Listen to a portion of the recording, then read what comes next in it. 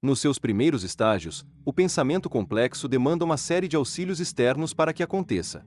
Só mais tarde, no curso do desenvolvimento da criança, ou do domínio de um determinado processo, o pensamento torna-se condensado e converterá numa habilidade automática.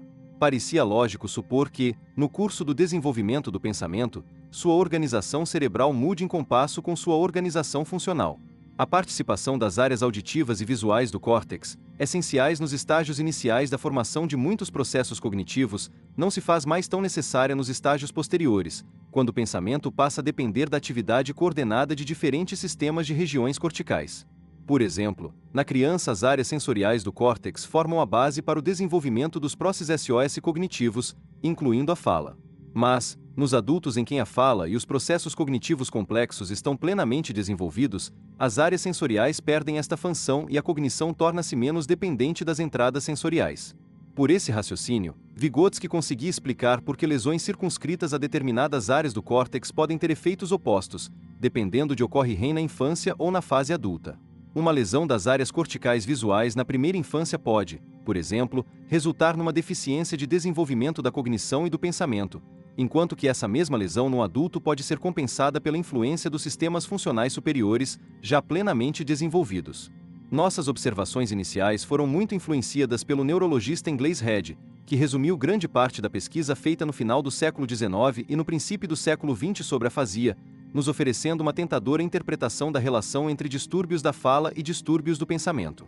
Em sua clássica monografia sobre a afasia, Head concluiu que os distúrbios nas funções de linguagem produziram distúrbios de pensamento. Head propunha que a afasia causava uma redução das capacidades mentais porque o pensamento não seria mais mediado pela linguagem, mas dependeria das 132 relações primárias, diretas, entre os objetos e as ações, de um lado, e a linguagem de outro.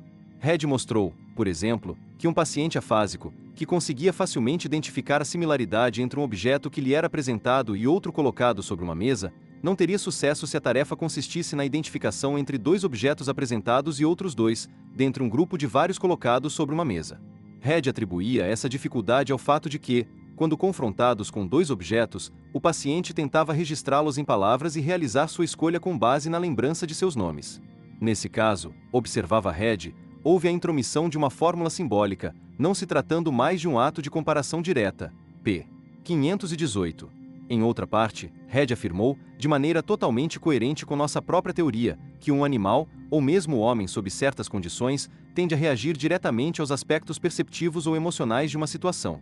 Mas a formulação simbólica nos capacita a submetê-la à análise e a regular nosso comportamento de acordo. p.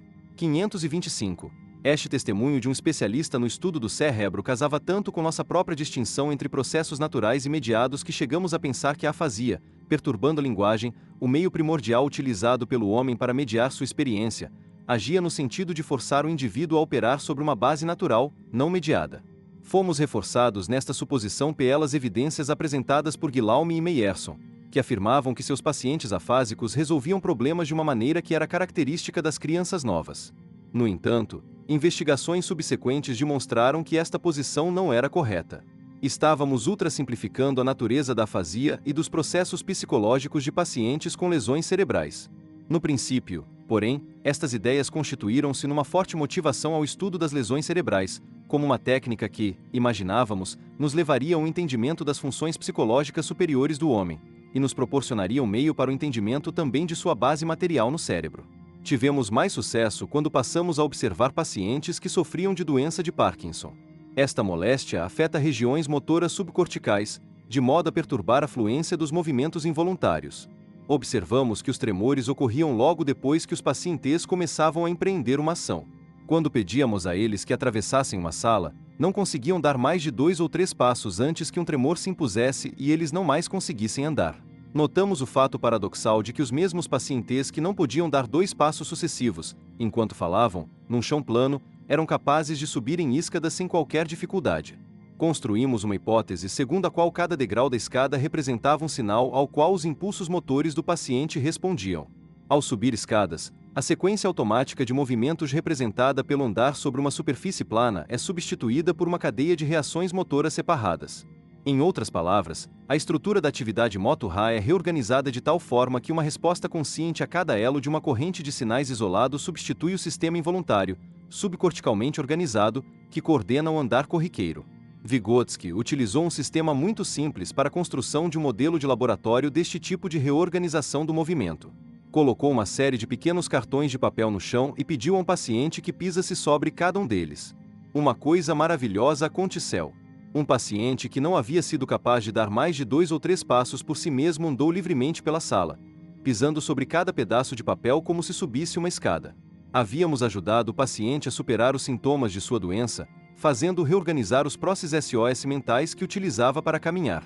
Havia compensado seu defeito, transferindo a atividade de seu nível subcortical, onde o substrato neural estava lesado, para o nível cortical que não era afetado pela doença.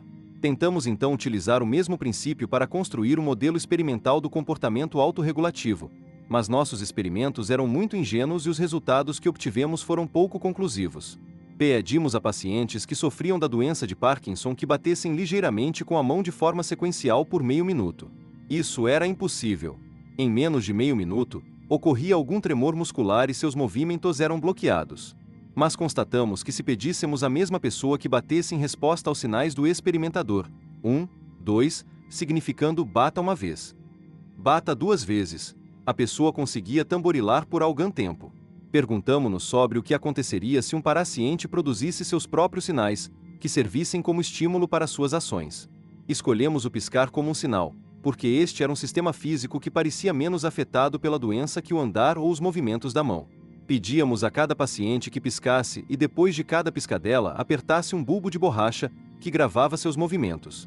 Descobrimos que as piscadelas eram um esquema confiável de autorregulação. Pacientes que não conseguiam manter uma sequência de movimentos de apertar em condições normais, eram capazes de piscar, obedecendo a um comando, e de apertar um bulbo de borracha em resposta à sua piscadela. Nossa série final de experimentos com os portadores da doença de Parkinson utilizava a fala do próprio paciente para regular seu comportamento. Nossas primeiras tentativas falharam. Os pacientes ouviam as instruções verbais e começavam a apertar, mas a hipertonia muscular e os tremores concomitantes apareciam quase imediatamente, impedindo-os de completar a tarefa. Constatamos que devíamos tentar organizar o ato motor do paciente parkinsoniano de modo que o estímulo decisivo viesse de seus processos corticais superiores.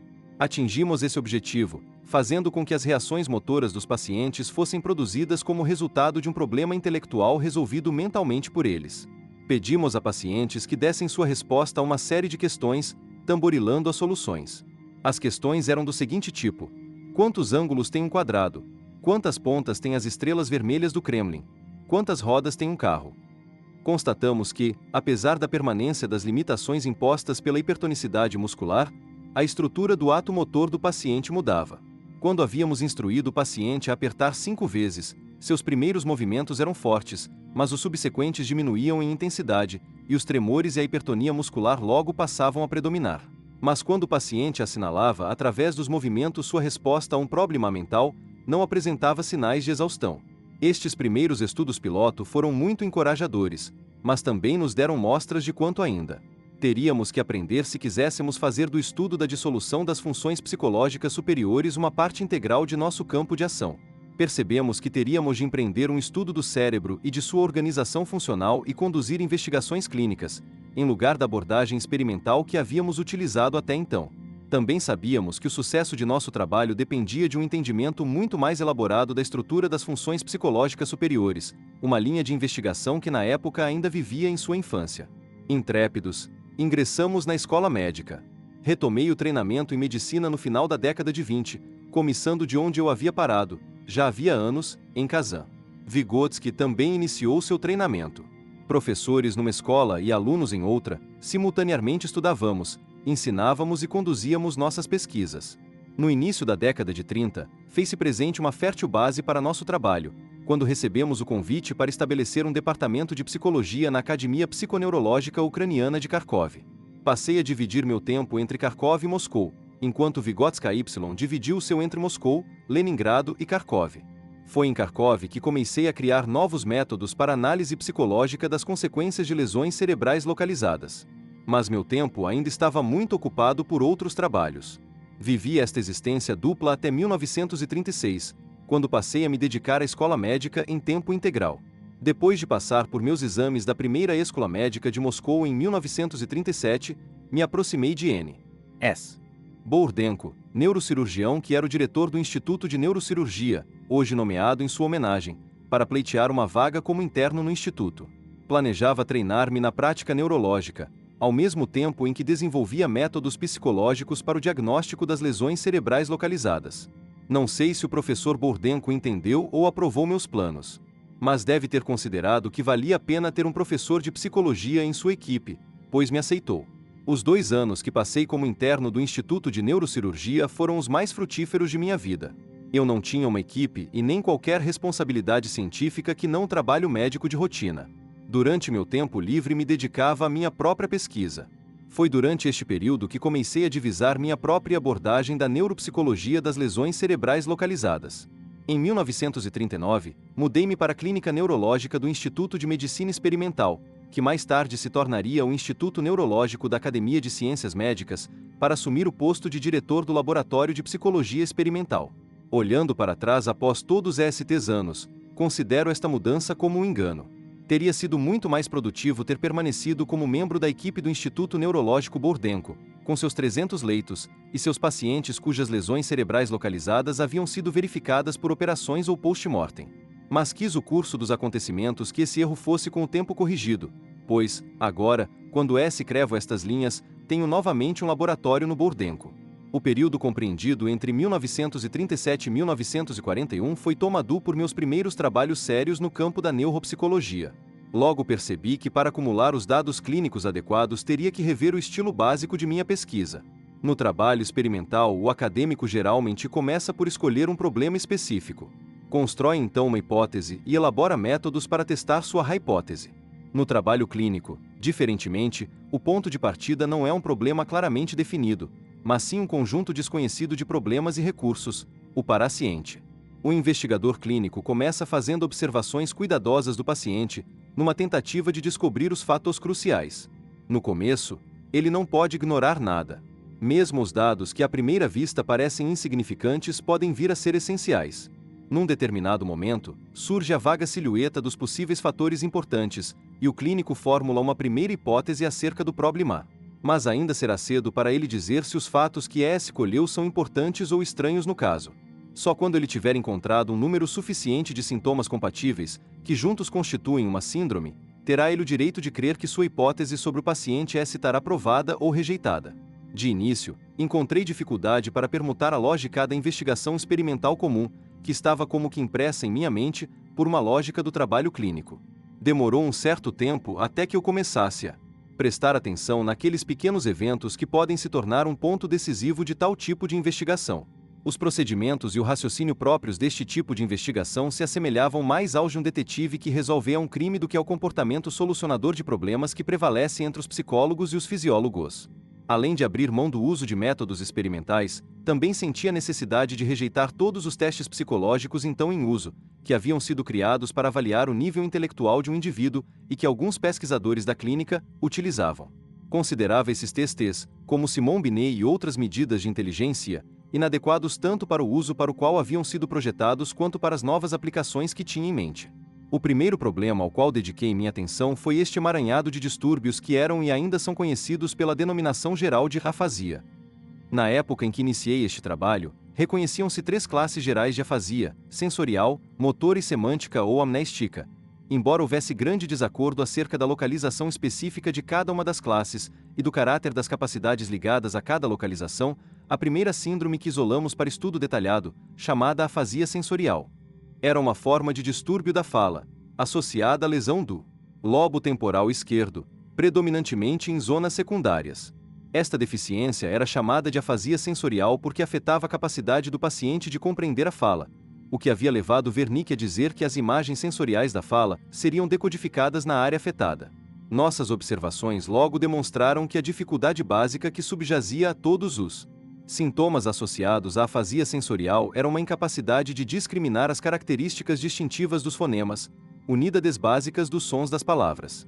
As dificuldades ligadas ao entendimento de palavras, a nomeação de objetos, a lembrança de palavras durante a fala espontânea e a escrita eram consequências secundárias, ou sistemicamente relacionadas, ao defeito primário na audição de fonemas.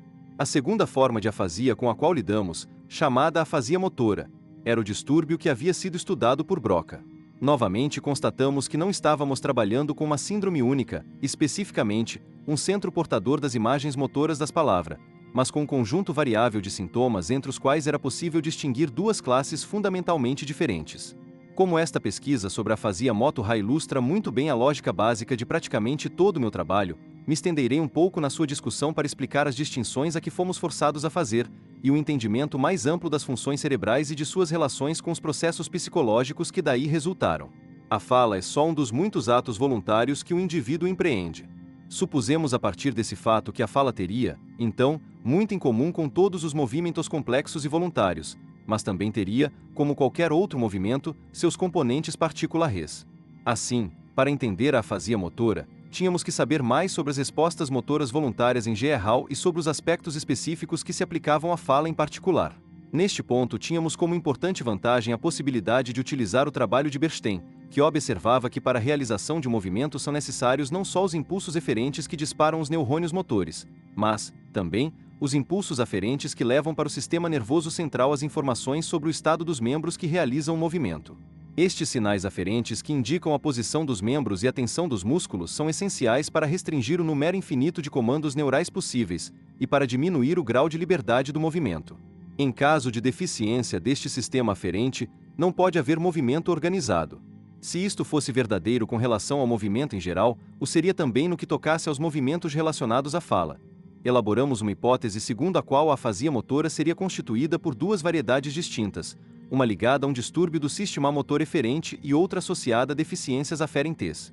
De forma coerente com nossas especulações, constatamos a existência de um tipo de afasia motor aferente, que chamei de afasia sinestética, na qual o principal sintoma são as falhas na pronúncia de sons individuais da fala, chamados articulemas. Se o distúrbio for intenso, o paciente pode chegar a dizer K em lugar de KH e de T, que são muito diferentes no que toca à articulação. Lesões menos severas produzem substituições mais localizadas, como P por B. A causa básica desta dificuldade é que o cérebro não registra o feedback dos movimentos que produzem os articulemas, a ação articulatória perde sua seletividade e o paciente não consegue mais assumir as posições corretas da língua e dos lábios. Outra forma da afasia motora está ligada à organização serial dos movimentos necessários à pronúncia. Para o falar normal, é preciso que as ligações entre os articúlemas sejam organizadas de forma a possibilitar transições suaves. Na nossa terminologia, a melodia cinética que liga as palavras deve estar intacta. No entanto, quando há uma lesão das partes inferiores do córtex pré-motor das áreas da fala, os articulemas em si mesmos continuam intactos, mas o paciente não consegue realizar a transição de um articulema para o próximo.